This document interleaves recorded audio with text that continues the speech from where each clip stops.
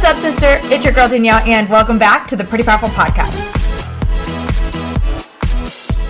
What's up? Okay, I am so excited to have this conversation with you today. The question is are you acting like a hippo?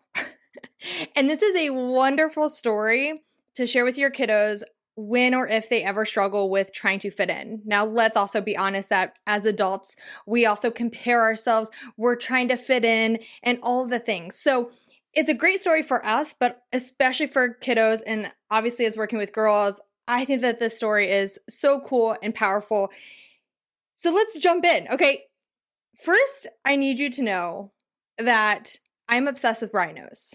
Like, I love rhinos. There's a book called Rhinoceros Success, and I read it, I don't know, 10 years ago, and I instantly became obsessed with the idea of being a rhino, having, thick skin and, just like being like just yourself. And they just charge towards their goals and towards what they want, and they don't care what other people think.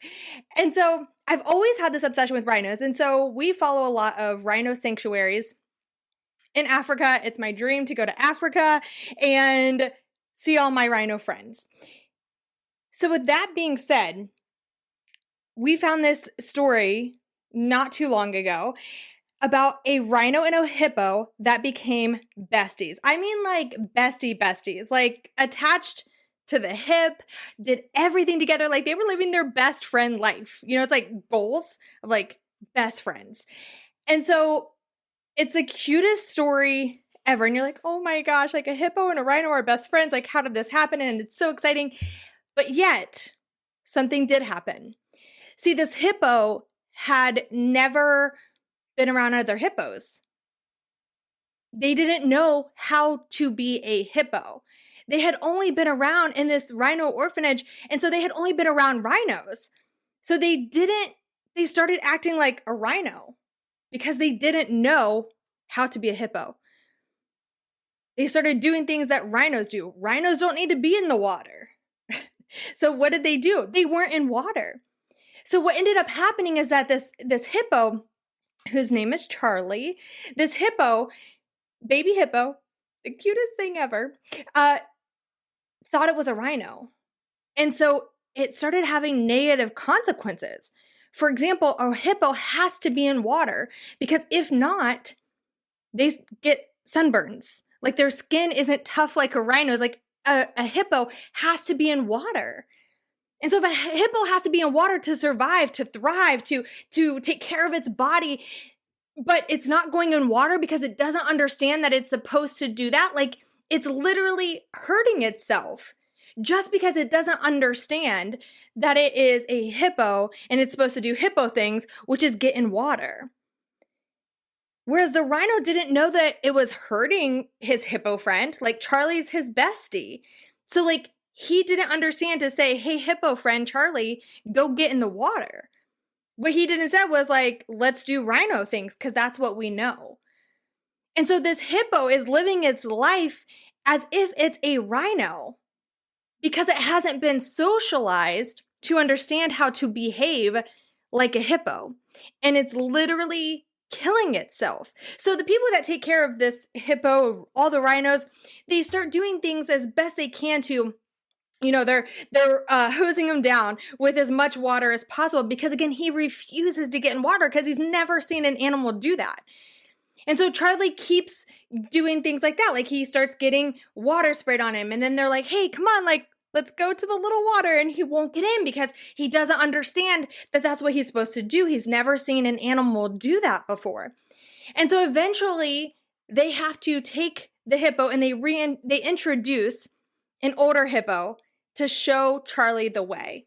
And so that hippo starts saying, okay, like I get in water. That's what we do. And slowly but surely, Charlie takes step after step after step and he gets in the water and his skin is starting to be taken care of. They slowly pull apart Charlie and his rhino friend.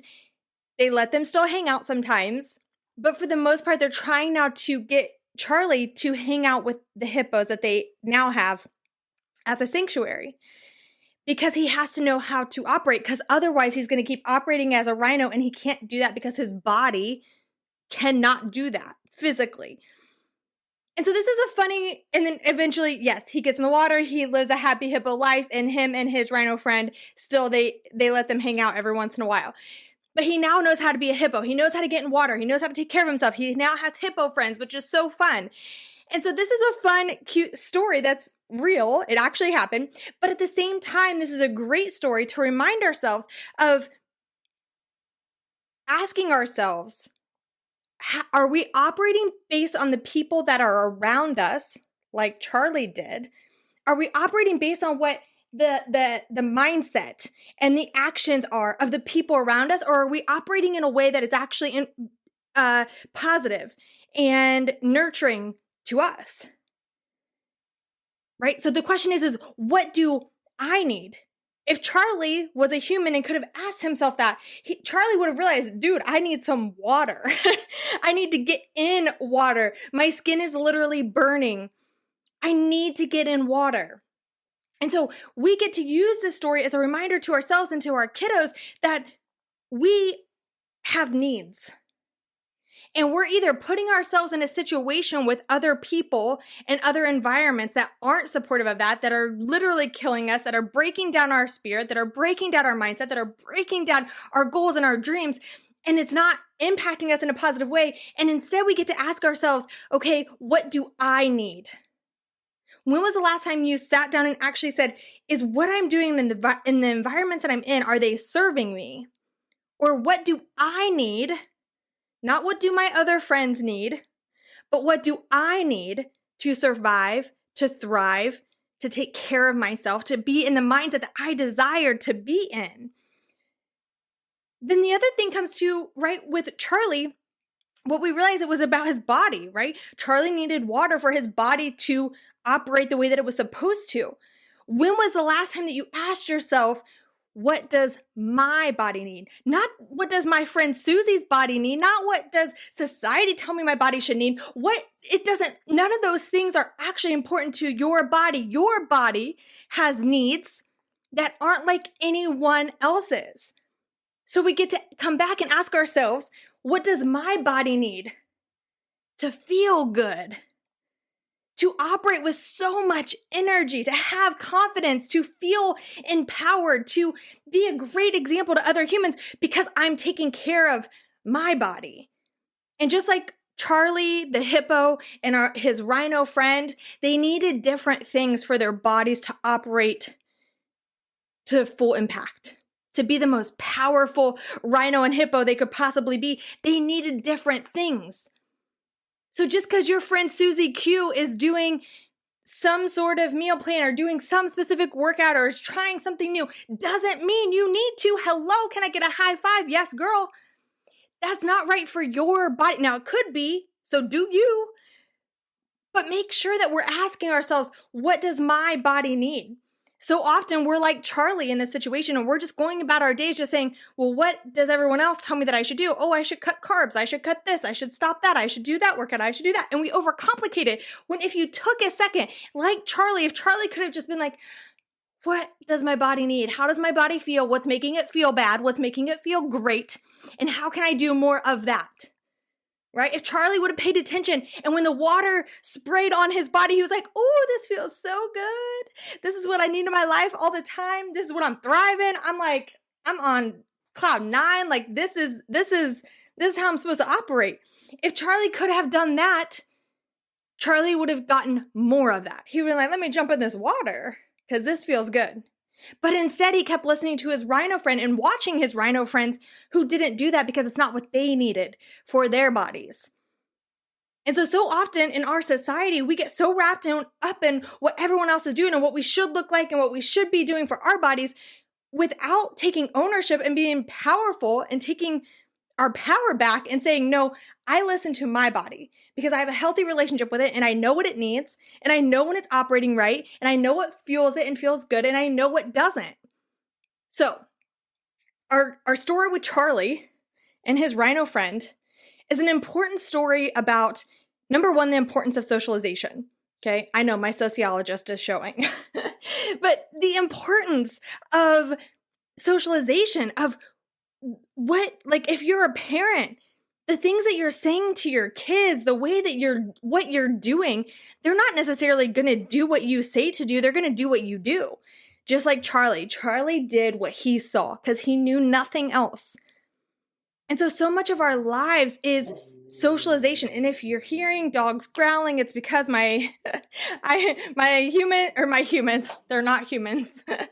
My homies I let them stay around, and I didn't think that they were going to bark. That's crazy. They're 2 German Shepherds, so of course I should know they're going to bark because if the wind blows, they bark. Okay, but it's an important story, right? Of the importance of socialization, of how we operate and what we do affects everyone around us. I was just, not just a few hours ago, I was at Barnes & Noble, and I heard a woman telling another person, and if you're on my Turn Up Tuesday emails, you got that email today, but as I was writing my email, I heard this woman telling someone that they couldn't eat this stuff. They had to be on a diet and they had to lose 30 pounds before they could do some activity. I didn't hear the activity because I was trying not to eavesdrop too much, but I mean, they were being really loud. But anyways, I didn't hear what the activity was. But the point is that she's waiting to live because she thinks she needs to change how she looks. Because nothing about what she said was like, oh, I get to be healthy. Everything that she said was about, I need to lose weight. I need to change my body. And now there's nothing wrong with that if that's what you want and desire to do. But what I'm saying is that when we speak those things out into the universe, when we speak those around other people, what other people are doing is they're absorbing that. They're saying, okay, if you need to lose weight, then maybe I need to lose weight. If you can't eat that, but that's what I'm eating right now, so now I feel weird. And should I not eat this? Am I a bad person because I'm doing this? So again, it's all about the environment that we're in. And the question then is, do we need a new crowd? Do we need new homies? Right? My homies are yelling at me right now because they hear the wind blowing. But do we need new homies? Do we need a new view on social media that is positive and uplifting? Do we need to be around people that have bigger dreams and bigger goals and bigger desires? Do we need to switch it up? And do we need to switch around the people who are building up our energy versus pushing it down? So just like Charlie, you might need to switch your environment. You might need to bring in some humans that inspire you and push you to be the best version of yourself. And you might need to slowly distance yourself, just like Charlie had to be distanced from his rhino bestie. But you might need to slowly distance yourself in order to live your best, healthiest, happiest life. So again, the questions from Charlie then are, what do I need? What do I need? And what does my body need in order to live that life? And if we're talking about kiddos and trying to fit in, right? This is the story. This is a great story that I would share with my kiddos if I had any, is just that if you're trying to fit in, are you trying to fit in with the rhino who isn't really your person?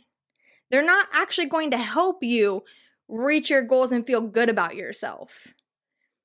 Maybe you need to remind yourself to be more like Charlie. And Charlie liked the rhino people.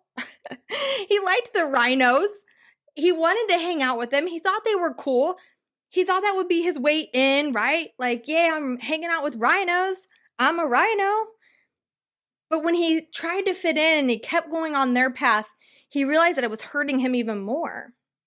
He realized that it wasn't helping him. He didn't feel better about himself. Actually, he felt worse.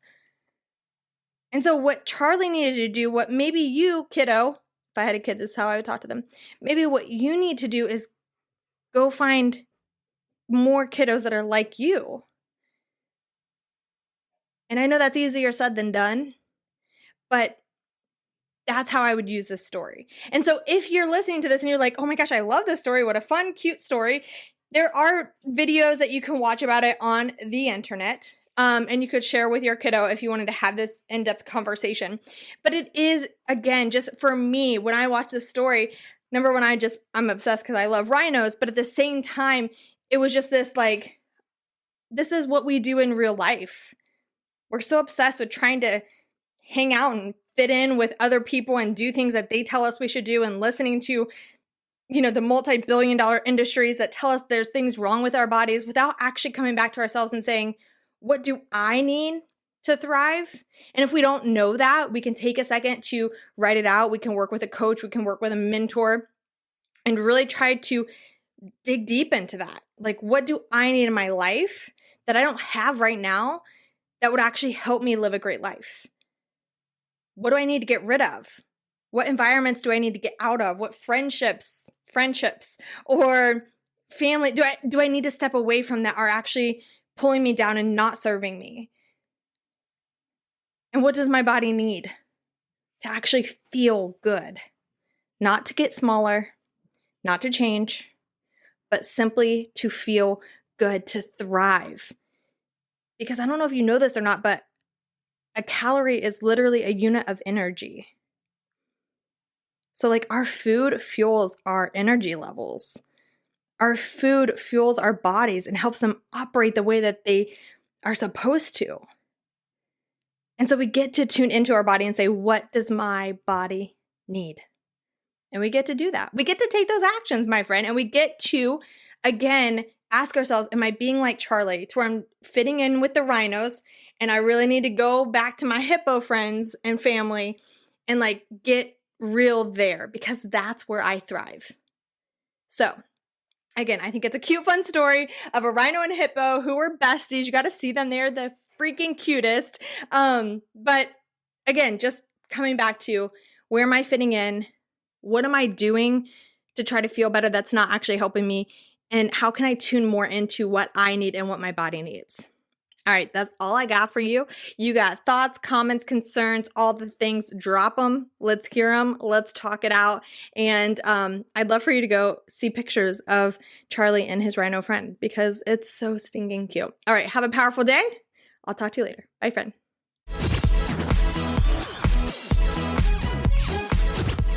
I'll remind you at the end of every single episode, you do not owe the world pretty, but you do owe yourself to step into your personal power because you, my friend, are a powerhouse woman. Go out and prove it to yourself.